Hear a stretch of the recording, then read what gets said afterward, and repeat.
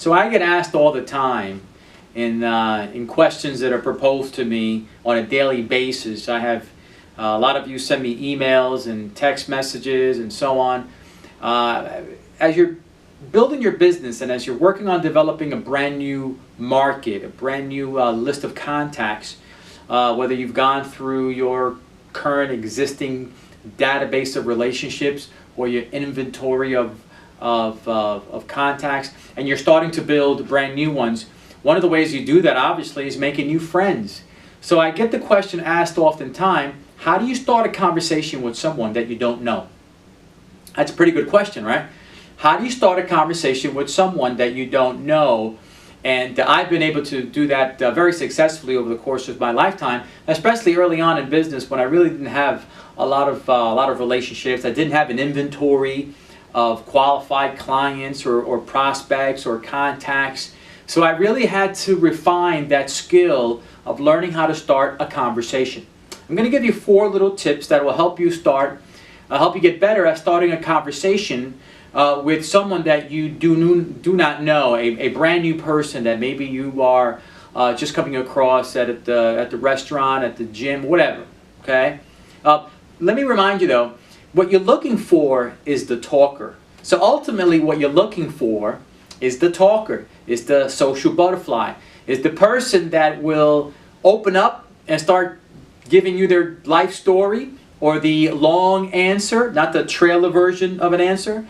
That's the person that you ultimately are looking for, right? I mean, in our business, in your business, if it's built around people and the dynamics of people and interactions of a group and growing an organization, you want that person that's a talker, that's a social butterfly. So ultimately, that's what you're looking for. And these 4, what I call gems of conversation starters, will draw out the talker. And if you've got a talker, then you're on your way. The first thing to do when you're starting a conversation for someone, with someone rather, is to make sure that you have something to compliment them about. In fact, I call this the 4 C's of a conversation starter. Number 1 is a compliment. Find something to compliment them about, whether it's their suit or her dress, her shoes, her hair, his briefcase, his car, whatever. Find something that you can compliment them about, because people have a big red sign on their chest that says, make me feel special. If there's anything I've learned about people, people want to feel special and they want to be recognized and validated. And that might be just by doing something as simple as a compliment. So find something to compliment them about and you'll get that person started in a conversation if they're a talker. The second thing that I believe works also in getting a conversation started is complaining. I mean, let's just face it. Misery loves company, right? So you have people that the minute you complain about something, boy, they'll just start complaining about everything else that you didn't ask or don't really care about, right? They'll just complain about all sorts of stuff. And but does it really matter if they complain? It only matters if they start to talk. Now let me share with you something. You're starting the conversation by a complaint yourself, right? So find something to complain about. So you've got to make a complaint. But let me caution you.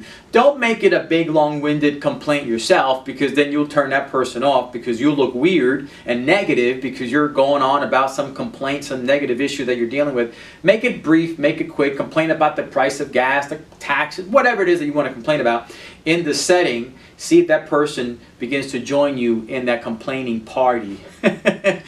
The third thing is, in the 4C of starting a conversation, is find a current event that you can talk about. People love to discuss current events, whether it's a sporting event, whether it's a political event, if you dare get into politics. Find something that's happening globally. That's why it forces you to have a very good understanding of what's happening around you, whether it's in the sport arena, in the finance arena, in the fitness arena, in the global stage.